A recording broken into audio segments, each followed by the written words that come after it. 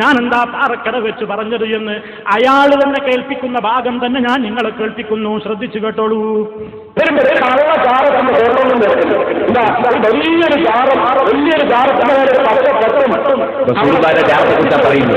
ആ രൂപത്തിലുള്ള കുറേ ആചാരങ്ങൾ അത് ഫോട്ടോ വെച്ചിട്ട് വീട്ടിൽ ഭരണത്തിന് വേണ്ടി ഇടപാട് നടത്തുന്നുണ്ട്. നോക്കണം സുഹൃത്തുക്കളെ, പറഞ്ഞത് കേട്ടില്ലേ? ഞാനെന്താ പറഞ്ഞത്? ഇവരുണ്ടൊരു കള്ളജാറത്തിന്റെ ഫോട്ടോ കൊണ്ട് നടക്കുന്നു എന്ന് പറഞ്ഞാൽ അത് നബി സല്ലല്ലാഹു അലൈഹി വസല്ലമിന്റെ ഖബറിനെ സംബന്ധിച്ചാണോ? മറുപടി പറയാൻ സാധിക്കാത്ത മൗലവി നാദാവർത്തി ഇപ്പൊ 5-6 മാസം കഴിഞ്ഞിട്ട് വരികയാണ്.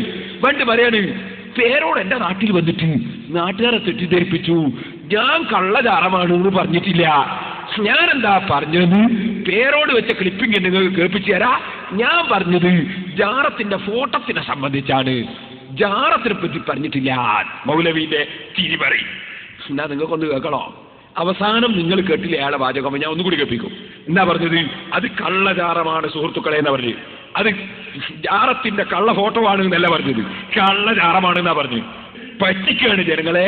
എന്റെ ക്ലിപ്പിങ്ങിന്റെ ആ ഭാഗം കട്ടിട്ട് വെക്കുകയാണ്. മൗലവിയുടെ ഭാഗം ഞാൻ കേൾപ്പിച്ച ഭാഗമാണ് കട്ടത്.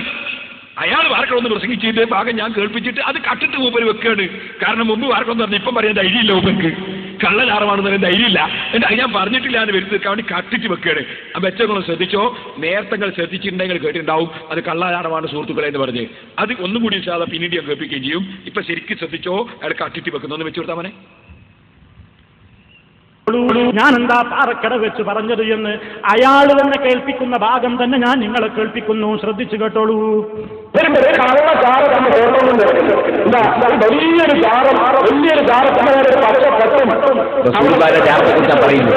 ആ രൂപത്തിലുള്ള കുറേ ആചാരങ്ങൾ അത് ഫോട്ടോ വെച്ചിട്ട് വീട്ടിൽ ഭരണത്തിന് വേണ്ടി ഇടപാട് നടത്തുന്നുണ്ട്.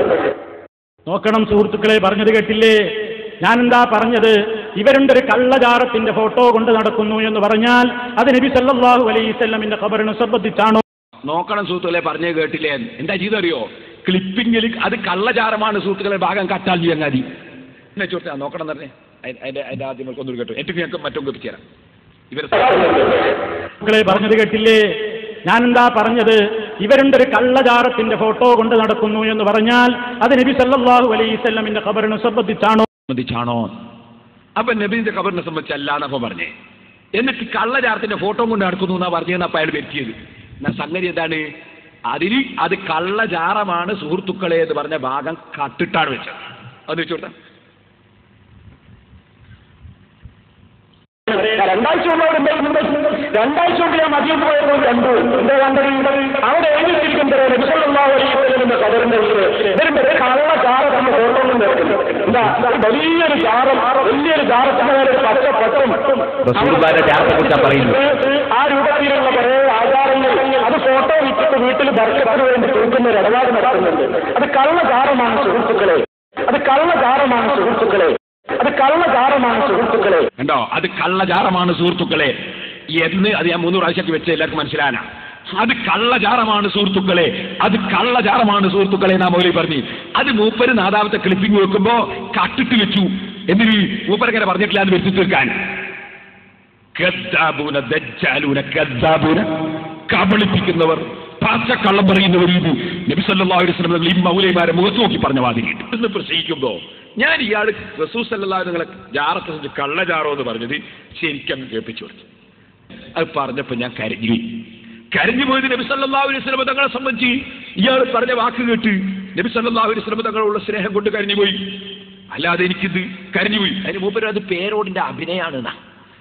എന്തോ ആട്ടെ, നമുക്ക് മത്സരം പറയാം. അത് എന്റെ പ്രസംഗം, അതിന്റെ മറുപടി അടക്കം. ആചാരമൊന്ന് കാണിക്കൂ.